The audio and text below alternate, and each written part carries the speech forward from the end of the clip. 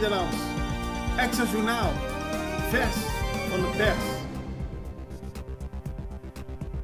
Dit is het Extra Journaal. We hebben voor u het belangrijkste nieuws op een rijtje gezet. Mijn naam is Kim Hendriksen en ik vervang Oscar deze maand. We beginnen met het nieuws dat de Centrale Bank haar lesje wel heeft geleerd. De Centrale Bank van Curaçao en Sint Maarten heeft lessen getrokken uit de zaak rondom de Girobank en heeft vanaf 2021 radicale wijzigingen in haar toezicht geïmplementeerd. Gemotiveerd door een rapport van Deloitte Nederland heeft de Centrale Bank een Lessons Learned rapport uitgebracht.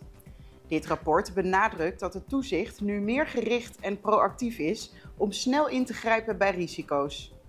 Bovendien werkt de Centrale Bank aan het actualiseren van wet en regelgeving om aan internationale normen te voldoen. Externe juridische adviseurs hebben geadviseerd dat er geen verdere aangifte nodig zijn in deze zaak. Het rapport Lessons Learned is te vinden op de website van de Centrale Bank. Autopsie wijst uit dat de jongen gevonden bij Shoot is vermoord. Uit de autopsie op Ricangelo Grigori Flaneur, de 23-jarige man die op 1 juli werd gevonden bij Shoot, blijkt dat hij is vermoord. Dat bevestigt politiewoordvoerder Maurits Roselina. De politie ontving de melding op maandag rond 8 uur 's avonds en vond Flaneur met een dodelijke verwonding in zijn keel.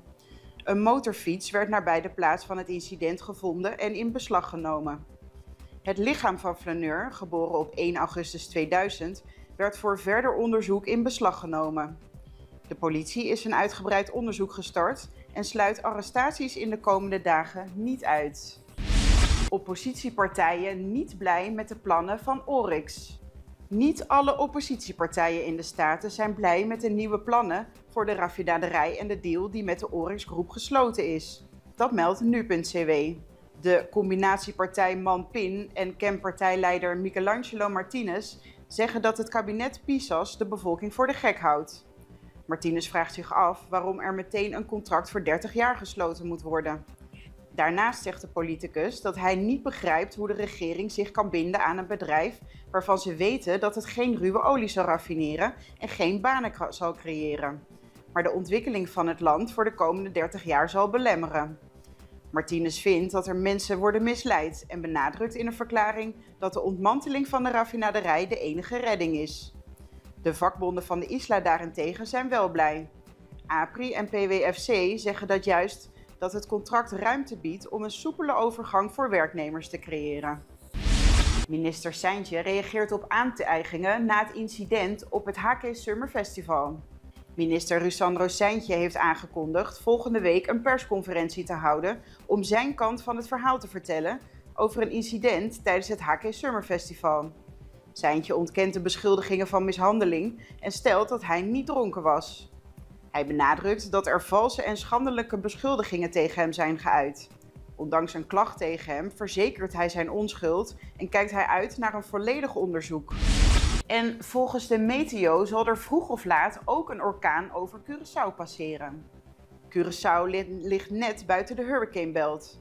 Maar ondanks dat is het een kwestie van tijd voordat een orkaan ook over het eiland zal passeren in plaats van erlangs. Dat meldt de meteorologische dienst van Curaçao. Wanneer een orkaan over Curaçao zal razen, dat weet de meteo niet. Veel mensen geloven nog steeds dat orkanen niet zullen voorkomen op ons eiland, maar dat is in het verleden al eens gebeurd. Ook al is het lang geleden. In de toekomst zal het weer gebeuren, aldus de Weerdienst. De meteorologische dienst heeft enkele jaren geleden een brochure gemaakt ter informatie wat mensen moeten doen bij een orkaan. De folder is online te downloaden. En de Staten zijn officieel met reces. De Staten zijn sinds maandag officieel met reces. Tijdens de zomerstop zullen er geen vergaderingen door het parlement worden gehouden. Echter betekent dat niet dat alle statenleden met vakantie zijn. Sommige van hen werken wel gewoon door. Gedurende het reces worden er geen bijeenkomsten gehouden door vaste commissies en centrale commissies en vinden er geen openbare vergaderingen van het parlement plaats. In het geval van een noodsituatie of nationale ramp wordt het parlement teruggeroepen. De middagkrant Amigo schrijft dat statenleden Anna Maria Pauletta en onafhankelijk statenlid Sita Jesus Lehitu doorwerken tijdens het reces. Pauletta zegt dat er veel zaken spelen, zoals de ontwikkelingen van de raffinaderij en het recente rapport van de Sociaal-Economische Raad over volkshuisvesting op het eiland. Jezus Lehitou geeft aan brieven te blijven sturen en met mensen in gesprek te blijven gaan. Het reces duurt tot 16 augustus. En dan gaan we nu even met een korte break. Extra in Nederland. Van Amsterdam tot Arnhem, van Groningen tot Maastricht, Extra is erbij. Volg Extra Digitaal en blijf op de hoogte van de belangrijkste ontwikkelingen in Nederland. Extra Digitaal is te zien op verschillende platforms en kanalen zoals WhatsApp, YouTube, Facebook, Instagram en ook TikTok.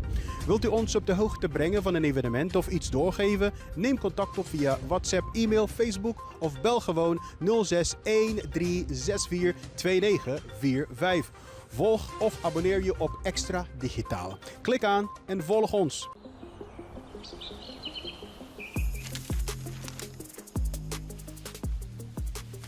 Welkom op Curaçao, een van de mooiste eilanden in de Caribiën. Een ware parel. En het is een eiland waar je van heel veel zaken kunt genieten. Van de natuur, van de zee, van het eten, van de mensen en zoveel meer.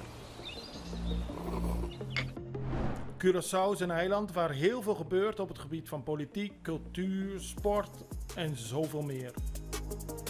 Een Extra Journaal brengt het belangrijkste nieuws van Curaçao. Maar we hebben ook aandacht voor al het nieuws op Bonaire en Aruba en op de bovenwinden, Saba, Sint Maarten en Sint Eustatius. En we belichten al het nieuws van alle kanten. Het nieuws is duidelijk, actueel en vers van de pers. Extra Journaal, elke werkdag op Salto. Op Curaçao zijn we de hele dag bezig met het maken van Extra Journaal. Volg ons op je favoriete Amsterdamse zender, Tauro.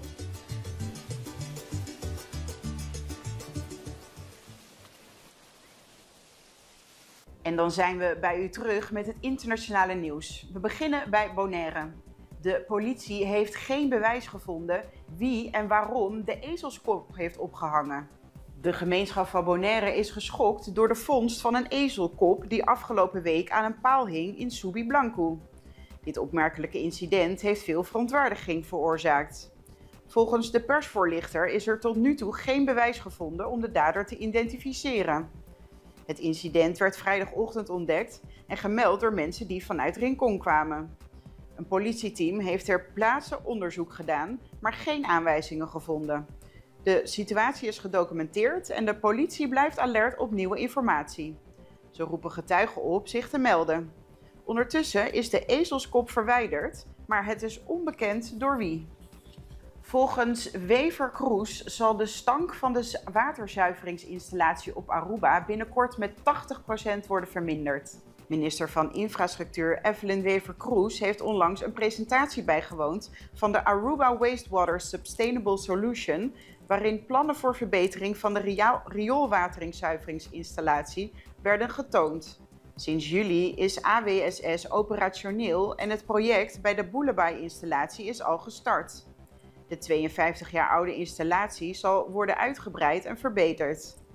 AWSS zal nieuwe beluchtings- en korrelslipsystemen installeren, wat binnen 4 weken tot een 80% reductie van stank zal leiden, binnen 12 weken tot volledige eliminatie van de stank. Daarnaast zal een nieuw controlesysteem toekomstige problemen kunnen voorspellen en voorkomen.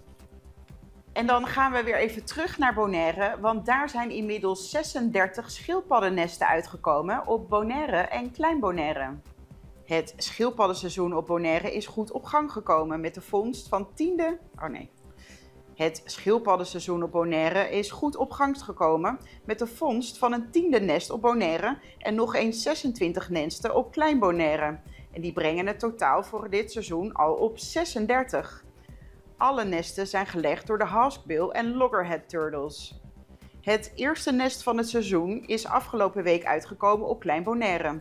In totaal hebben 90 gezonde schildpadjes het nest verlaten. Dit specifieke nest werd gelegd door een hawksbill schildpad en is direct geadopteerd. En dat was het nieuws. Wij zijn er morgen weer en ik hoop u ook. Tot dan!